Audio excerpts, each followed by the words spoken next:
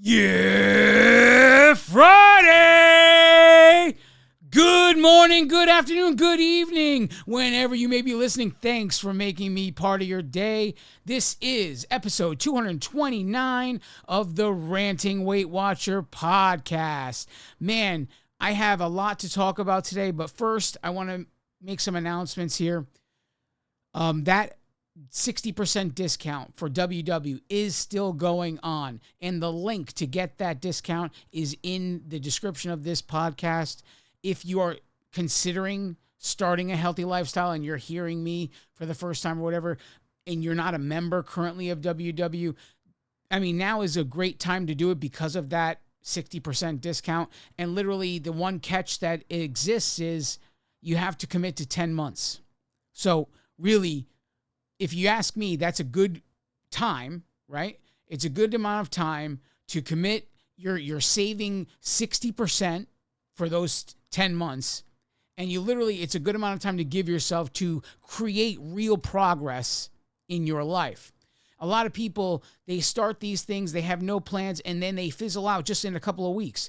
But why not sign up for something you know you're going to get a 60% off for the next 10 months and really give it give yourself a real shot to create real results for probably some of you the first time in your life.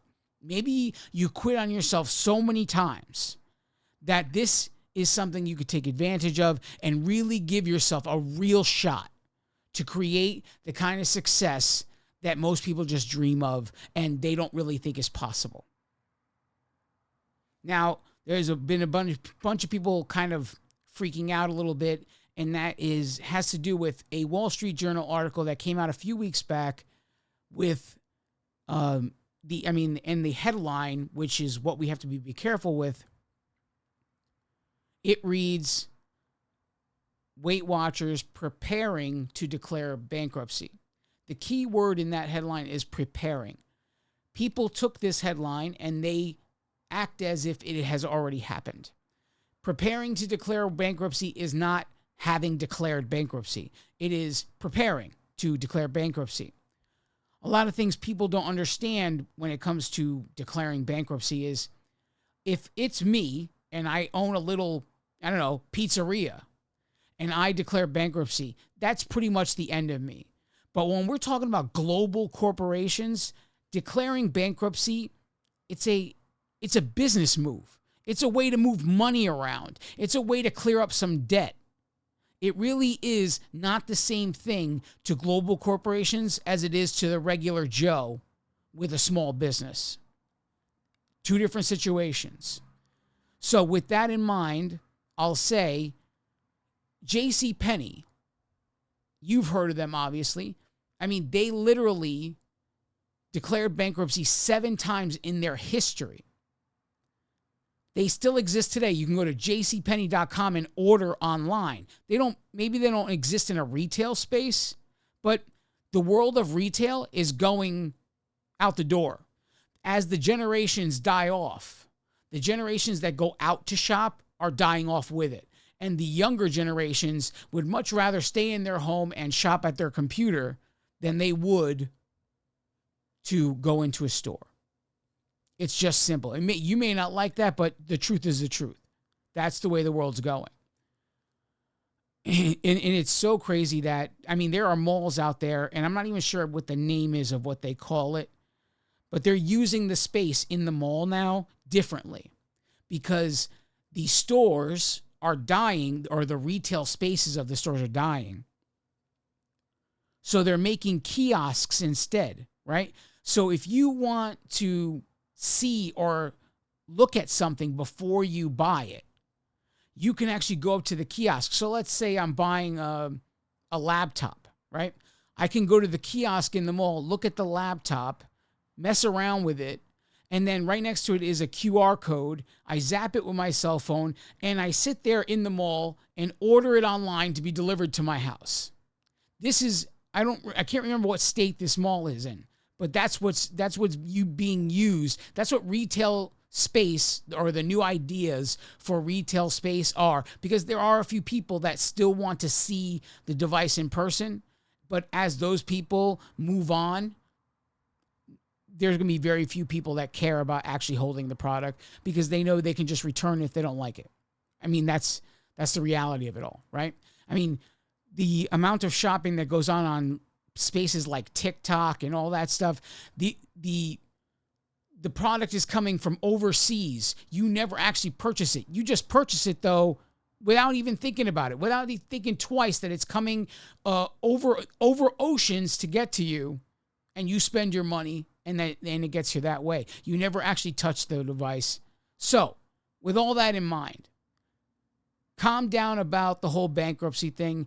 Even if they declare it, it doesn't mean much for a global corporation. It's not going to fold and disappear, okay? Even if it ends up under new ownership, it's not going to fold and disappear. It's just that simple. And we just need to catch up. We need to realize that there are laws set in place, and the big guy knows how to use the laws better than we do. And that's the reason they're the big guy, right? That's the reason they're on the top of the pyramid and we're at the bottom of the pyramid. Because they know what they're doing and we don't. So I say, hold your tongue. If you want to join WW, now's a great time to do it. Go ahead and do it. The link is in the description in this podcast. Another thing I want to talk to you about is if you do sign up and you want to join a workshop, look, the best workshop of the week is Saturday morning, 9 a.m. Eastern Standard Time with Coach Sophie F. That's where I am. That's where you'll find me. It's a great group of people. They all care about each other. They all work hard and they all do what needs to be done. And they're really good at all supporting each other. It is the best workshop I've ever been a part of and my favorite workshop to go to. So if that's something that interests you, if you are already a WW member and you're looking for a workshop, Coach Sophie F, 9 a.m. Eastern Standard Time. Be there. It's a great workshop. Now, I'm not going to waste any more time. Let's get into this! Journey updates. Okay. April 19th, 2025 was weigh-in. My current weight is 225 pounds. That's a 1.8 pound loss. Pounds remaining to get to my goal, 29.4 pounds. My work stats go from April 13th, 2025 to April 19th, 2025. There was a total amount of steps taken of 87,425 steps. That's an average steps per day of 12,489 steps. There was a total of 37.25 miles walked, and that's an average miles per day of 5.25 miles. Did not lift weights. I will be getting back into lifting weights very soon. Knee is feeling a lot better. We have a huge turnaround, and so it's going to get time for me to start waking up at 4 a.m. again and getting the work done. So I'm going to talk about some things that I have probably talked about so many times. You guys are sick and tired of hearing it. But I learned something new, and I want to kind of get there as it happened in my life. So last week, you guys heard me talk about how I often wonder what would have happened to me if I received my diagnosis at a different time, right? If I had received my diagnosis at the very beginning of my journey, would I have been able to make the changes I made in the name of healing myself without medication if I was in that position of still being very much addicted to food and hooked on processed foods and all kinds of things? And as many times as I've entertained this idea,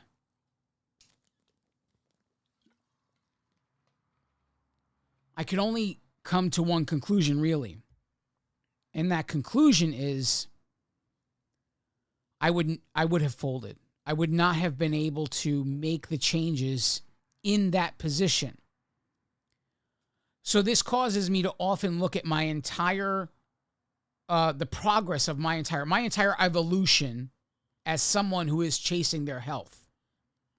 Started off as someone who sees a scale result as success. I lost 150 pounds looking at scale results being success. And then that's when I got the diagnosis. That's when I was just like, I did all of this to lose weight, and now you're telling me I have this autoimmune disease and I got to be on medication for the rest of my life? So suddenly I go from having the connection that a scale result means I'm healthy to a scale result doesn't really measure health at all. It just measures the weight of everything that composes your body. That's really all it does. Because if anybody said to you, that you could be 50 pounds down tomorrow if I snap my fingers, wouldn't you perceive that as more healthy, just being 50 pounds down? And maybe in some ways it is healthier, right? Maybe the stress on the joints, the stress on the heart, stuff like that. So maybe in some ways dropping the weight made me healthier. But still, a scale result is very different from health. Losing weight and becoming healthy, two different things. It was in this moment that I made the choice to essentially sacrifice any food that I thought could be the possible source in the name of healing myself without shutting down my immune system. That was the goal, right? And that's why I talked about that last week. And I said, if I got that diagnosis at the wrong time, it would have been a whole lot harder to give up the processed food. I had already given it up before I got the diagnosis. So if that's not a mind, blowing your mind, right? That I had given up a lot of this stuff before I got there. And all of it happened. And it seems to be this divine transition. The entire thing. I didn't plan a single ounce, a single minute, a single decision. It just happened this way. I didn't make a conscious decision. It just kind of said, you know what? I'm sick and tired of wanting to eat more than one of these things. It's supposed to be a healthy snack, only 2 points, but I can't eat just one. I eat 2 or 3 because it's only 2 points. I'm sick and tired of that. So I'd rather eat something that actually satisfies me and get rid of this forever, because there's obviously something wrong with this if I need to eat 3 of them in order to feel like I had a snack. And slowly but surely, all of the processed foods, all of these highly addictive laboratory experiments got eliminated from my life in some divine interaction that I never planned. This is how I see my journey right now, because there's literally, I can't honestly tell you that I can look back at any moment and say I planned any of this. I just did work and then one day had a feeling. Like I told this story before. The morning I went to the Weight Watcher studio and I stepped on the scale and they handed me my 50-pound charm. Congratulations, now you have officially lost 50 pounds. I had not done a second of exercise up to that point. That was the first August. So August of 2019. I started January 2019. August of 2019, I was receiving the 50-pound charm. That morning, when Terry handed me the charm, it was almost as if it was an audible voice, but it obviously was not an audible voice.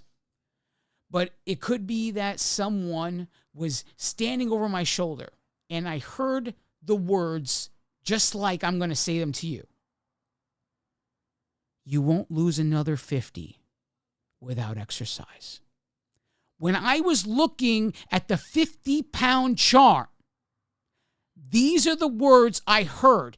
Immediately, I believed that, and immediately I started to put a plan together on how to slowly introduce exercise into my life. I didn't fight it. I didn't try to lose another 50 living life just by changing what I ate. I heard the words, you won't lose another 50 without introducing exercise. Just like that. Just like that. I'm not crazy, and I'm not lying. I'm not making this up. I heard it. I've told this story before on this podcast, and I've told it in the studios. I've told it in the virtual workshops. I've told it everywhere. I heard those words the morning Terry handed me the charm. Nobody was standing behind me. Nobody was close enough to talk to me except Terry. Terry was talking to everybody else in the workshop, but here I am holding the charm, looking down at it, while everybody's clapping and all of the things that I received the 50-pound charm, and I heard that voice. You won't lose another 50 unless you start to exercise. And immediately the plan went into place. How do I do this? What's my plan? And you know exactly how I did it. 8-week increments, and I started with minutes. 20 minutes of walking, 3 days a week for 8 weeks. And then it only went up from there. And now my walks are measured in miles. No more minutes, right? But had I not made that move when I heard that voice, and I tell you with all of the passion I have in me that I sit here every week, I tell you that I heard that voice. And I immediately went to action when I heard that voice. And then COVID hit. And we're all sent home, and life changes a little bit. We're all working from home, and all of a sudden the workshops start becoming virtual. And I'm sitting there, feeling hungry for no reason at times where I never feel hungry. And if I didn't know instantly that, look, you're not really hungry, this is just a new process, and it's not really hunger. So I avoided the kitchen at all costs, right? But just like anything else, when you see you have points available, you're like, all right, I could have a snack. And so I started using the workshops as a way to distract myself from how hungry I was. And because you can go to as many as you wanted, I was literally 7 days a week going to a workshop. And this is before there were national workshops. I was going to a California workshop and a Washington, or, all these different states on the West Coast that I was choosing because the West Coast time difference put it so that I was sitting at this desk at 9 p.m. attending a workshop and not thinking about food. But as I did that, I still came to the point where I wanted to snack. And then it became a little voice saying, why can't I just eat one of these things? It's only 2 points, and by itself, harmless, right? Those little granola bars, those little snack bars, whatever you want to call them, that WW was making at the time, by themselves, as a whole, it basically was meaningless. It was harmless. But still, it bugged me that I needed to eat more than one. And so I started to transition everything that came in a wrapper. Everything that I felt like I couldn't eat just one of became a fruit in that time period. So what are we talking about here? 2020, something like that, 2021, where really things started to get shut down, nothing was, I didn't consciously say, you know what? I want to eliminate processed food from my life. No, it was just a gut feeling. I don't like that I need more than one of these little bars. And I'm ready to be done with that idea. There's something wrong with the fact that I need more than one. So the bar became an apple. Whatever other thing I ate as a snack became a banana. The other thing I ate that was a snack became clementines. I mean, literally, every single one became some sort of fruit. Now, I was eating more whole foods than anything else.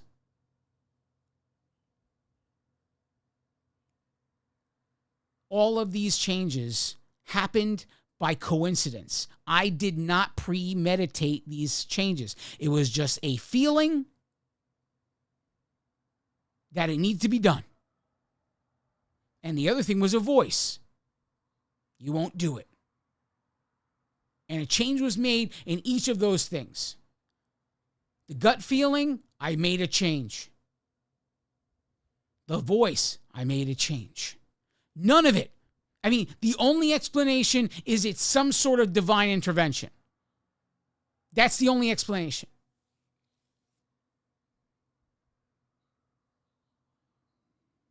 Fast forward to the diagnosis. 150 pounds down. Everybody would call me a success. I'm not saying I wasn't a success. I'm saying everybody would call me a success. And after I lost that, that's when I get hit with the diagnosis. A diagnosis that can't be cured. I'm gonna have it for the rest of my life, and I'm gonna need to be on medication. So what did I do all that for? And this is the attitude I had. What did I do all of that work to lose 150 pounds if I'm gonna need to be on steroids, both orally and topically, and be on immunosuppressant drugs for the rest of my life? And the feeling I had in my gut, the feeling that I had that this was not the answer, was so strong. And it was, I mean, look, it's not easy to be this kind of person that says to your family, sorry, I'm not going to listen to the doctor. There is a better way. I just don't know it yet. It's not easy to be that person, not one bit. But look, the level of stubborn, so there's like stubborn, right? You have people in your life you consider stubborn and bullheaded. Like you have them, and it's like talking to them is like talking to a wall.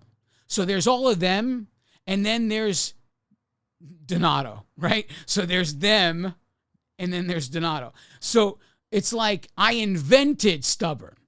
Okay, that's how, when I get something if I feel it in my gut, I trust my gut more than the people with every degree you could possibly think of, more than, I don't care, more than education, more than whatever it is. I trust my gut more than all of it.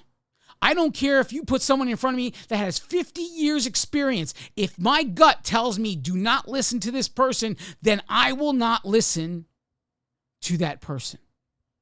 I don't care how much experience they have. I don't care how successful they are. If my gut tells me no, I'm going to follow my gut.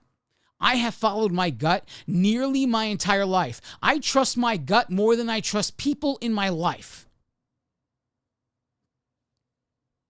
And that only comes with experience of actually trusting yourself.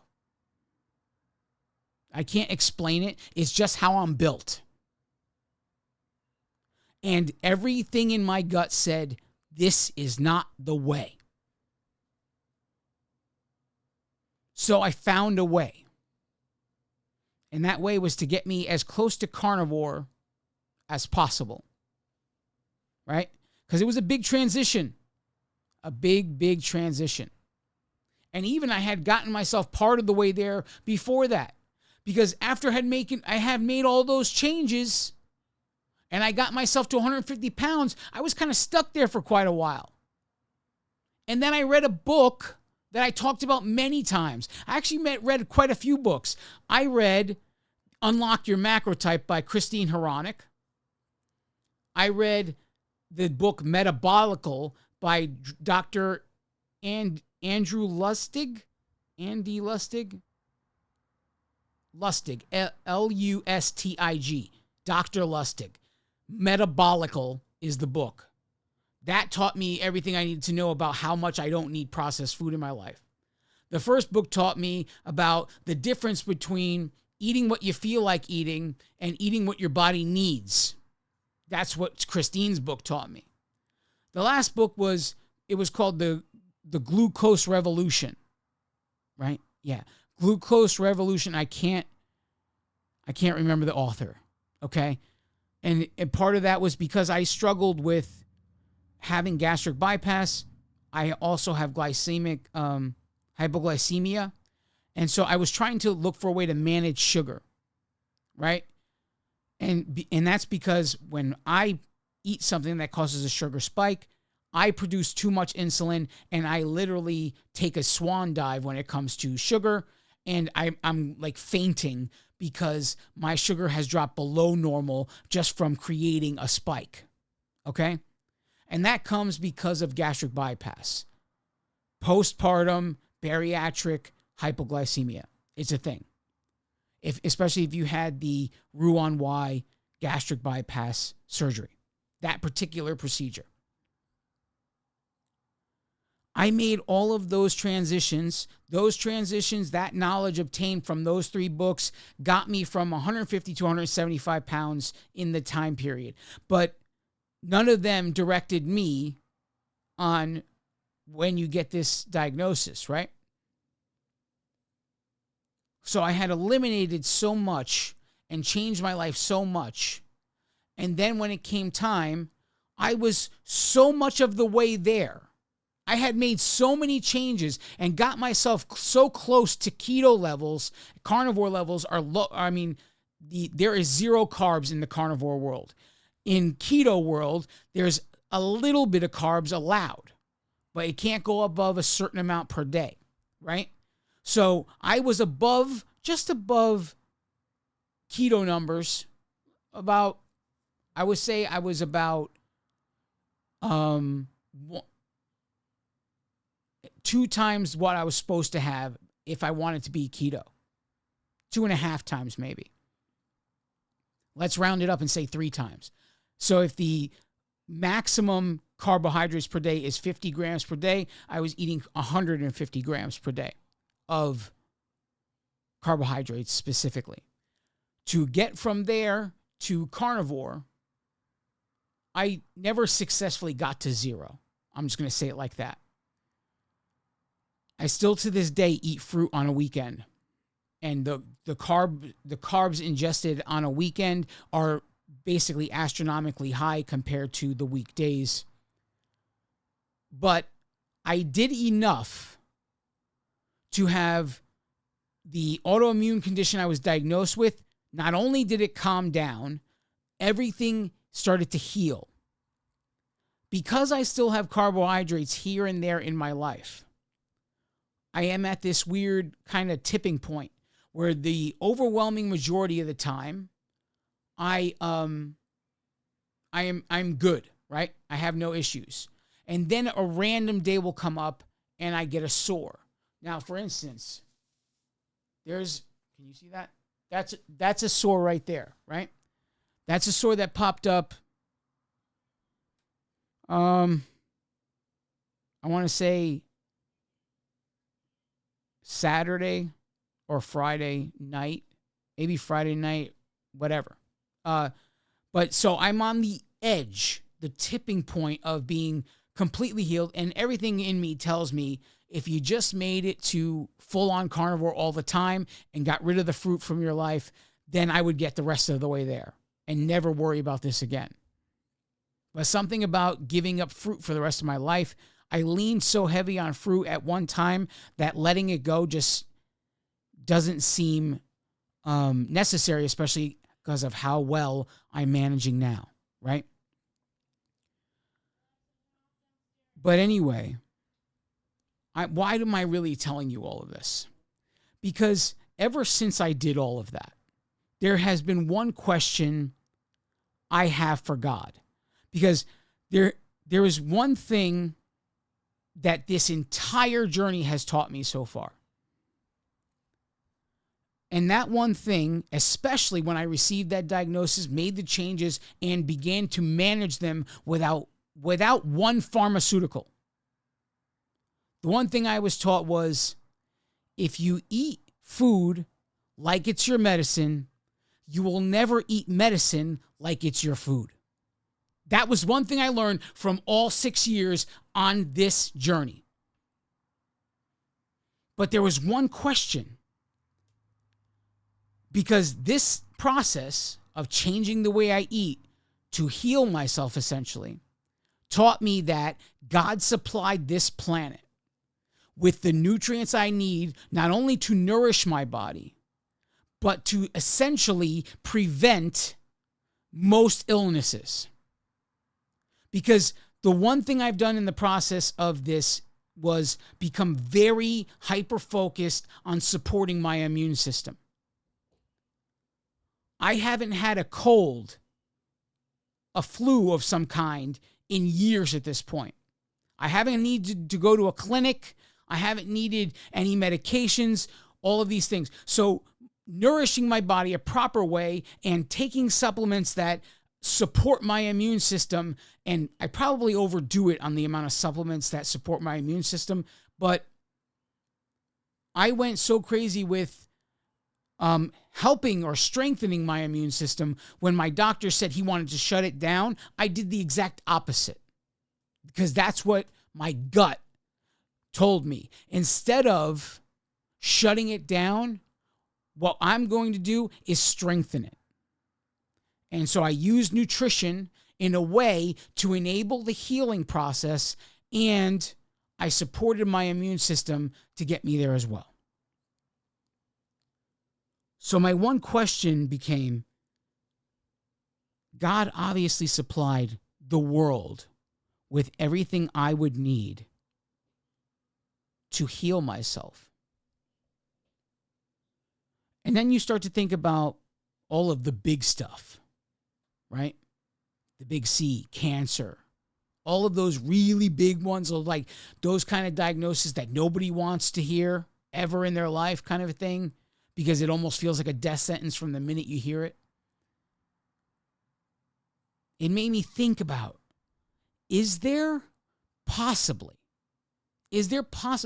you gave me all of this stuff in my life to prevent these small illnesses, did you also give me everything I need to heal myself of the big stuff? I have been asking myself that question, or I should say asking God that question, for quite some time. When I finally became successful and the last wound healed, and I was really managing my life without medication, and I was living I was basically normal, and the evidence that, if you guys ever saw what my leg looked like during this time and what it looks like now, it's night and day. It doesn't look like the same leg. But if he gave me those nutrients to support myself, did he also supply me with everything I would need to get me, as I say to you guys, what did I say? It was just, it was sometime in 2025. I'm not sure what episode it was, but I told you guys, if we do 97% of the work with 100% of our energy, focus, effort, and skill, then we could stand in faith that the other 3% that we are lacking, Jesus will step in and supply, right? And what is the biblical evidence of that? Ephesians 6:13.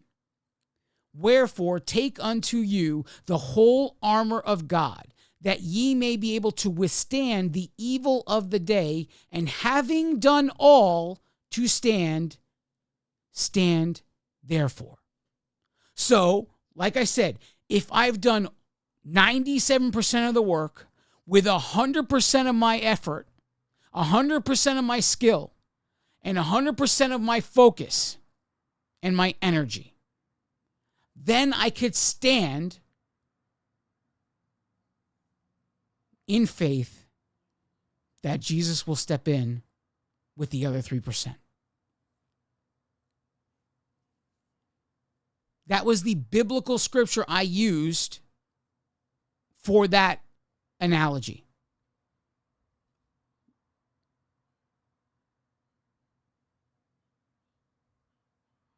Everything I've done from the beginning to now has been with 100% of my effort, energy, focus, skill. Wherever I was lacking, and I just did what I could to the best of my ability. And this is why I'm always preaching to you guys that perfection isn't required, because all of this happened 170 some odd pounds down, all happened without a single perfect day. That's the truth.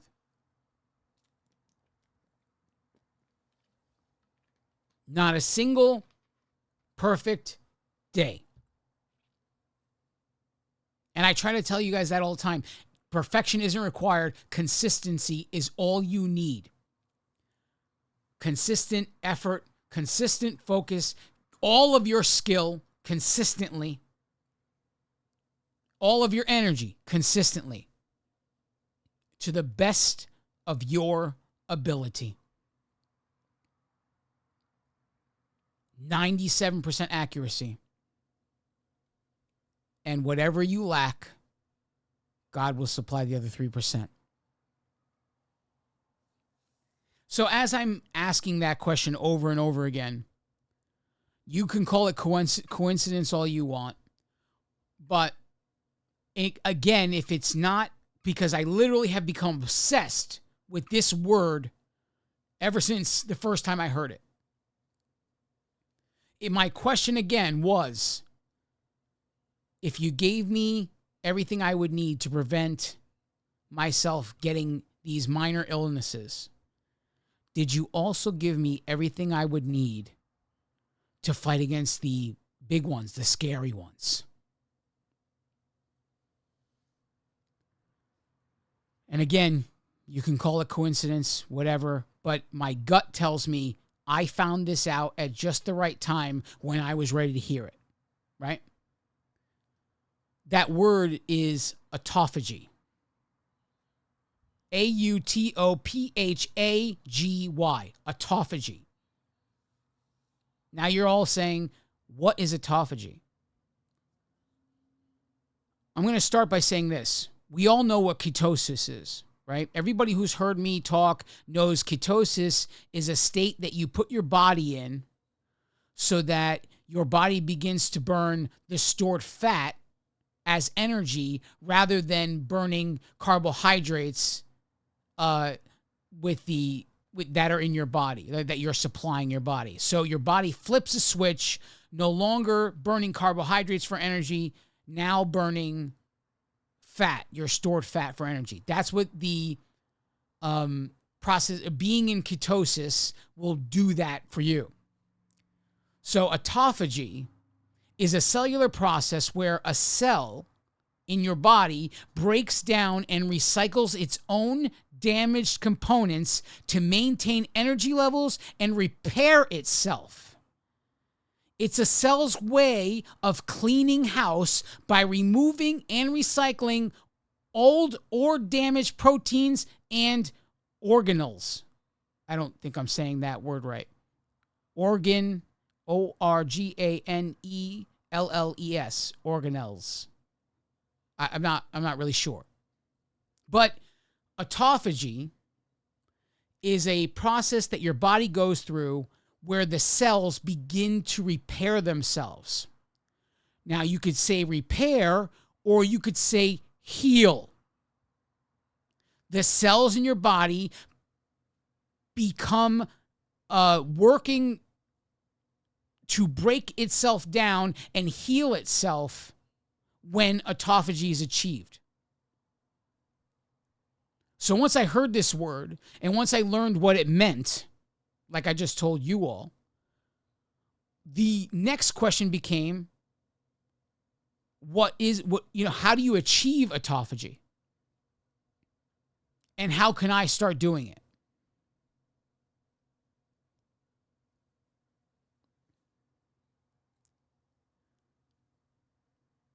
And so this is what taught me that God really did give us everything.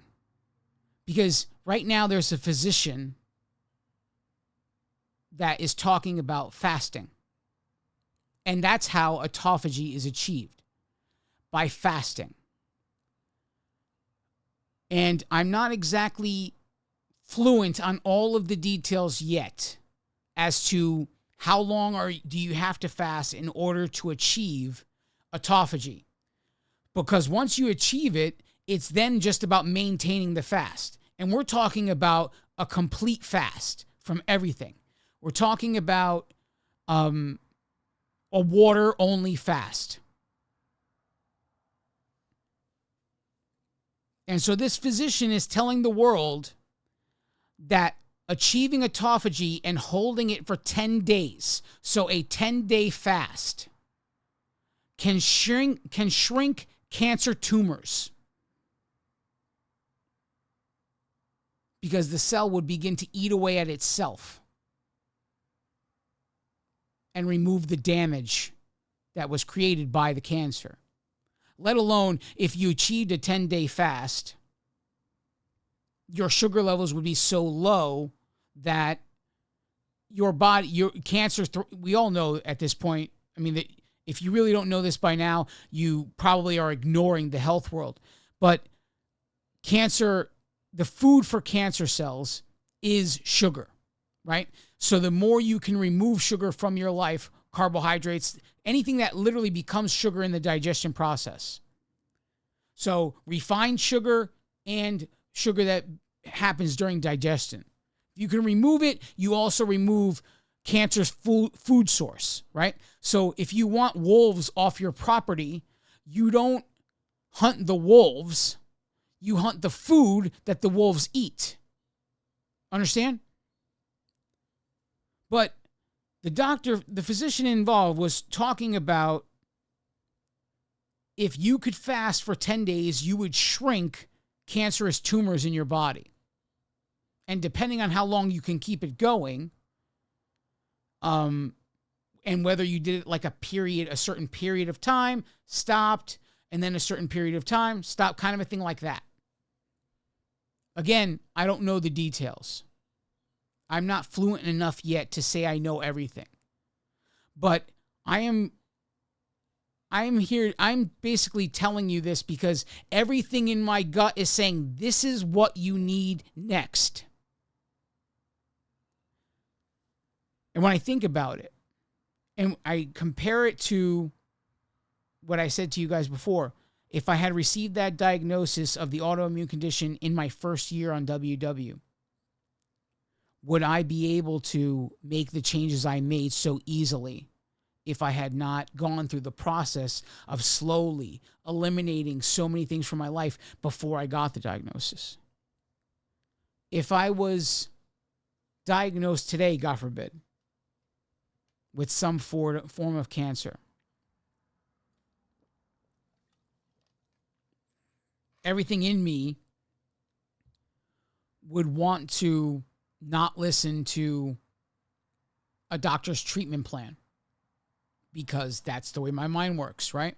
And I'm not telling people that anyone who did is wrong. I'm not saying anything like that. You do whatever it is you want to do. I mean, you do that every day anyway. So it doesn't really matter what I say, right? I'm saying that this is how I would want to approach my own health.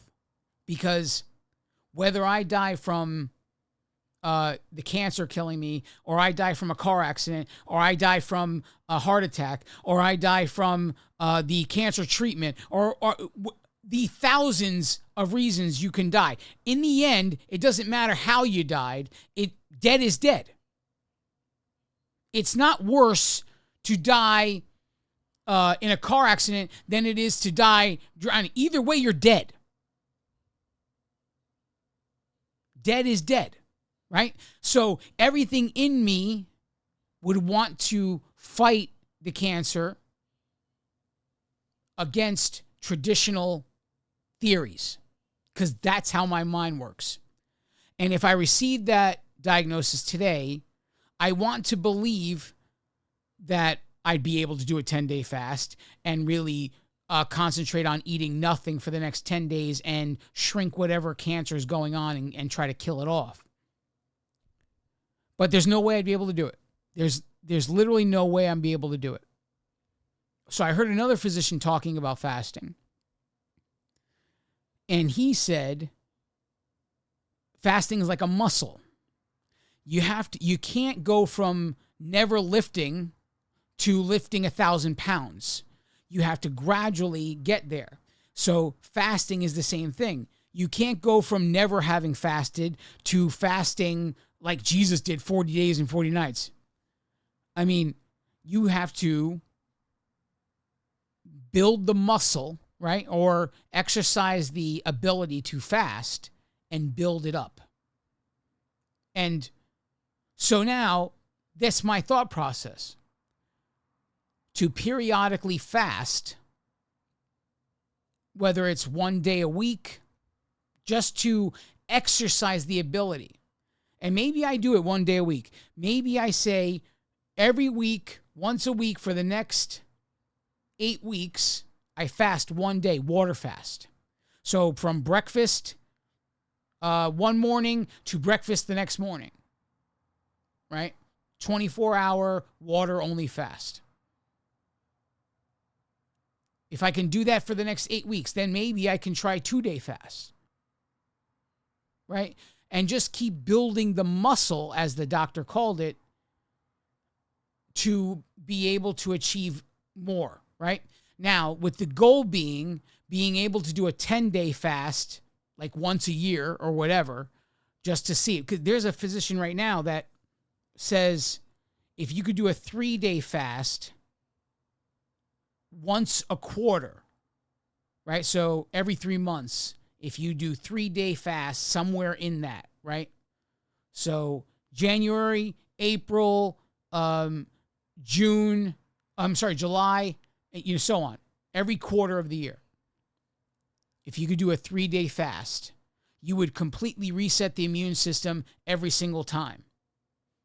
A 3-day fast resets the immune system, and you'd be at a stage 1. You would have essentially eliminate inflammation, all kinds of stuff that weakens your immune system.